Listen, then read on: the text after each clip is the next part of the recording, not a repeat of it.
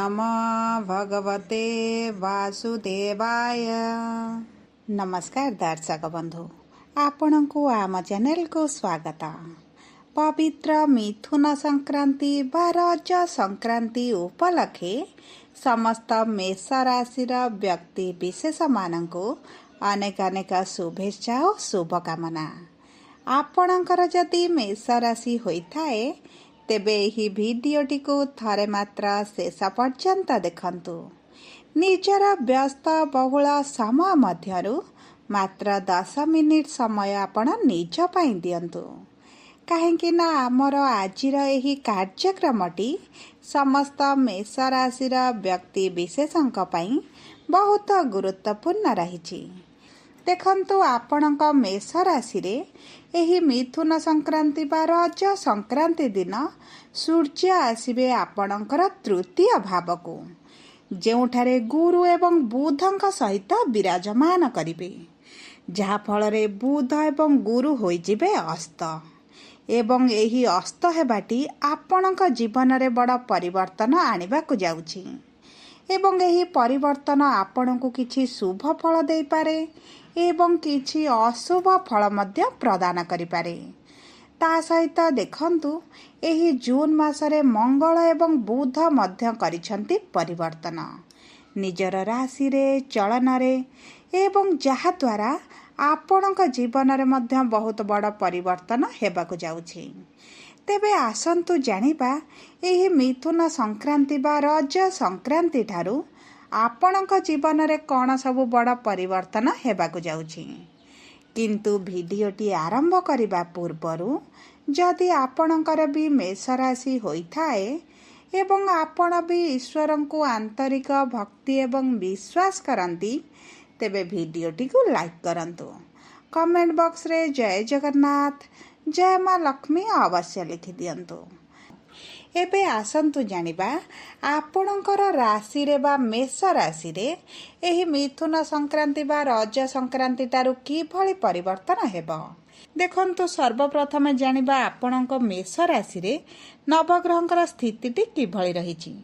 देखंतु आपणकर प्रथम गृह रे शुक्र, द्वितीय गृह रे सूर्य एवं बुध, तृतीय गृह रे देवगुरु बृहस्पति, चतुर्थ गृह रे मंगल, पंचम गृह रे केतु एवं एकादश गृह रे राहु, द्वादश गृह रे शनि विराजमान करिसंती, जहा फल रे सेही गृह गुड़िक अधिक प्रभावित हेबो। तेबे सर्वप्रथमे आसंतु जानिबा आपणकर स्वास्थ्य को एही सूर्यंकर राशि परिवर्तन किभली प्रभावित करबा को जाउछि।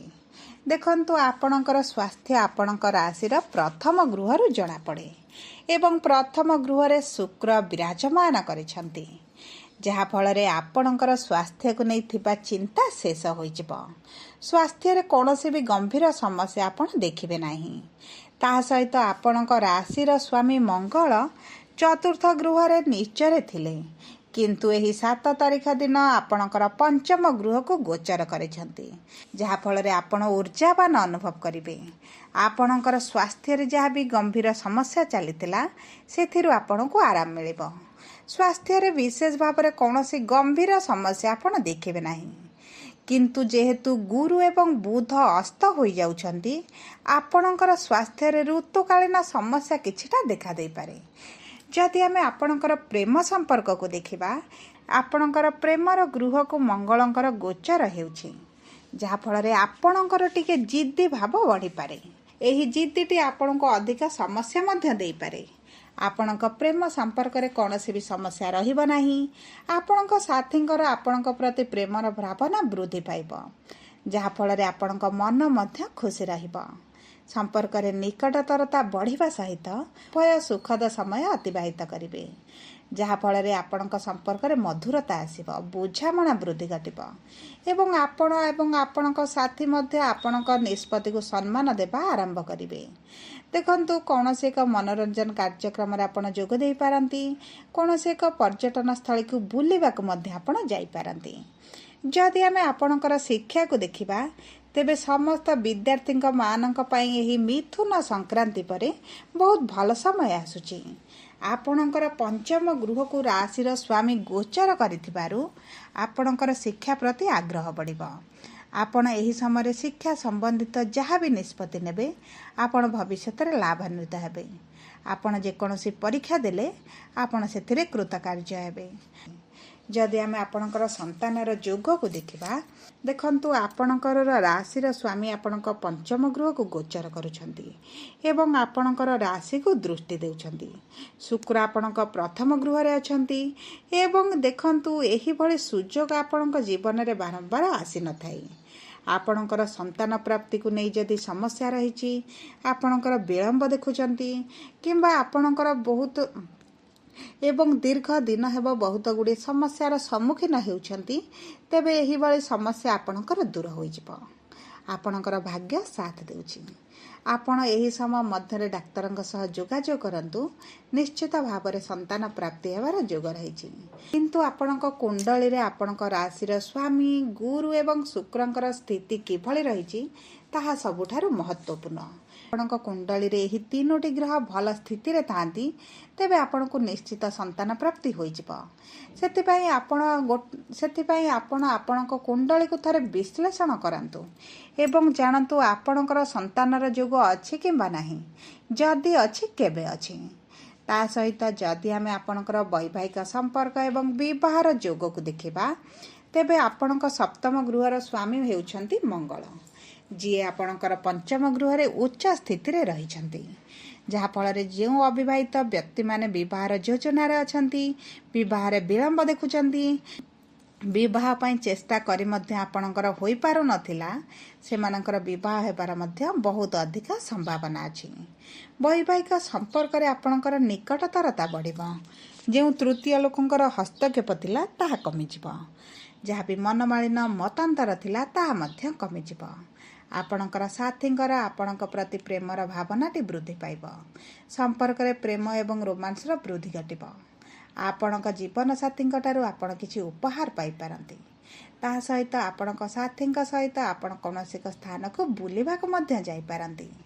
ଦେଖନ୍ତୁ ଆପଣଙ୍କ ପରିବାର ଲୋକଙ୍କର ଆପଣଙ୍କ ପ୍ରତି ସମ୍ମାନ ବଢ଼ିଯିବ, ଆଦର ସ୍ନେହ ବଢ଼ିଯିବ। ଆପଣଙ୍କ ସାଥୀଙ୍କ ଠାରୁ ଆପଣ ଦେଖିବେ ଅଧିକ ସମ୍ମାନ ମିଳିବ, ଅଧିକ ବୁଝାମଣା ରହିବ, ଯାହାଫଳରେ ଦାମ୍ପତ୍ୟ ଜୀବନରେ କୌଣସି ବି ବଡ଼ ସମସ୍ୟା ଆପଣ ଦେଖିବେ ନାହିଁ। ଯଦି ଆମେ ଆପଣଙ୍କ କର୍ମକ୍ଷେତ୍ରକୁ ଦେଖିବା, ତେବେ କର୍ମର ଗୃହର ସ୍ୱାମୀ ଶନି ଆପଣଙ୍କର ଦ୍ୱାଦଶ ଗୃହରେ ବିରାଜମାନ କରିଛନ୍ତି, ଯାହାଫଳରେ ଆପଣଙ୍କର କର୍ମକ୍ଷେତ୍ରରେ ବୁଲିବାଟି ବହୁତ ହୋଇପାରେ। ଆପଣଙ୍କୁ ଭ୍ରମଣ କରିବାକୁ ପଡ଼ିପାରେ କିମ୍ବା ଆପଣଙ୍କ କର୍ମକ୍ଷେତ୍ରରେ କିଛି ନା କିଛି ପରିବର୍ତ୍ତନ ନିଶ୍ଚିତ ହୋଇପାରେ। ଯଦି ଆପଣଙ୍କର ମେଷ ରାଶି ଏବଂ ଆପଣ କାର୍ଯ୍ୟର ସନ୍ଧାନରେ ଅଛନ୍ତି, ତେବେ ଆପଣଙ୍କୁ କାର୍ଯ୍ୟ ନିଶ୍ଚିତ ଭାବରେ ମିଳିଯିବ। ଆପଣଙ୍କର ଗୃହଠାରୁ ଦୂରରେ ଆପଣଙ୍କୁ କାର୍ଯ୍ୟ ପ୍ରାପ୍ତି ହେବ। ଦେଖନ୍ତୁ ଆପଣଙ୍କର କର୍ମକ୍ଷେତ୍ରରେ ସକାରାତ୍ମକ ପରିବର୍ତ୍ତନ ଆପଣ ଦେଖିବେ। କର୍ମକ୍ଷେତ୍ରରେ ଅଗ୍ରଗତି ହେତୁ ଆପଣଙ୍କର ଇନକମ୍ ମଧ୍ୟ ବୃଦ୍ଧି ପାଇବ। ଆପଣଙ୍କର ଅସମ୍ପୂର୍ଣ୍ଣ କାର୍ଯ୍ୟ ଆପଣ ସମାପ୍ତ କରିବେ। ଆପଣଙ୍କୁ ପ୍ରଶଂସିତ କରାଯିବାର ବହୁତ ଅଧିକ ସମ୍ଭାବନା ମଧ୍ୟ ରହିଛି। ଯଦି ଆପଣ ଅନଲାଇନ୍ ରିଲେଟେଡ୍ କୌଣସି କାମ କରୁଛନ୍ତି, ସୋସିଆଲ ମିଡ଼ିଆ ହେଉ, ଡିଜିଟାଲ ମିଡ଼ିଆ ହେଉ, ସେଥିରେ ଆପଣଙ୍କୁ ବହୁତ ଅଧିକ ସଫଳତା ମିଳିବ। କାରଣ ତୃତୀୟ ଗୃହ ବା ଅନଲାଇନ୍ର ଗୃହକୁ ସୂର୍ଯ୍ୟଙ୍କର ଗୋଚର ହେଉଛି, ଯାହାଫଳରେ ଆପଣଙ୍କ କର୍ମକ୍ଷେତ୍ର ପାଇଁ ବହୁତ ଅଧିକ ଭଲ ରହିଛି। ଯେଉଁ ବ୍ୟବସାୟୀମାନେ ଅନଲାଇନ୍ରେ କାରବାର କରୁଛନ୍ତି, ଡିଜିଟାଲ ମିଡ଼ିଆରେ ବ୍ୟବସାୟ କରୁଛନ୍ତି, ସେମାନଙ୍କୁ ମଧ୍ୟ ବହୁତ ଲାଭ ମିଳିବାର ସମ୍ଭାବନା ଅଛି। ଆପଣଙ୍କ ଲାଭ ଦ୍ୱିଗୁଣିତ ମଧ୍ୟ ହୋଇପାରେ। ଯେଉଁ ଖରାପ ପରିସ୍ଥିତି ଦେଇ ଚାଲୁଛନ୍ତି, ସେଥିରେ ଆପଣଙ୍କର ପରିବର୍ତ୍ତନ ଦେଖିବେ। ଆପଣଙ୍କ ବ୍ୟବସାୟରେ ଆୟ ବଢ଼ିବା ସହିତ ଆପଣ ବ୍ୟବସାୟକୁ ବିସ୍ତାର କରିବା ପାଇଁ ମଧ୍ୟ ଚିନ୍ତା କରିବେ। ଦେଖନ୍ତୁ ଏକାଦଶ ଗୃହରେ ରାହୁ ବିରାଜମାନ କରିଛନ୍ତି, ଯାହାଫଳରେ ଆପଣ ଚାଲାକ ଚତୁର ମଧ୍ୟ ହୋଇଯିବେ ଏବଂ ଆପଣଙ୍କ ବ୍ୟବସାୟକୁ ଆପଣ ବହୁତ ଅଧିକ ଆଗକୁ ନେବା ପାଇଁ ମଧ୍ୟ ପ୍ରଯତ୍ନ କରିବେ। ସବୁ ପରେ ଦେଖନ୍ତୁ ବ୍ୟବସାୟ ପାଇଁ, ଚାକିରି ପାଇଁ ମଧ୍ୟ ବହୁତ ଭଲ ସମୟ ରହିଛି। ଯଦି ଆପଣଙ୍କର ମେଷ ରାଶି ହୋଇଥାଏ, ତେବେ ଭିଡ଼ିଓଟି କିଭଳି ଲାଗିଲା କମେଣ୍ଟ ବକ୍ସରେ ଲେଖି ଜଣାନ୍ତୁ। ଯଦି ଆପଣଙ୍କ ପ୍ରିୟଜନଙ୍କର ମେଷ ରାଶି ହୋଇଥାଏ, ଭିଡ଼ିଓଟି ତାଙ୍କ ସହ ସେୟାର କରନ୍ତୁ। ଯଦି ପ୍ରଥମ ଥର ଆମ ଚ୍ୟାନେଲକୁ ଆସିଛନ୍ତି, ଚ୍ୟାନେଲଟିକୁ ସବସ୍କ୍ରାଇବ୍ କରନ୍ତୁ। ପାଖରେ ଥିବା ବେଲ୍ ଆଇକନ୍କୁ ପ୍ରେସ୍ କରନ୍ତୁ।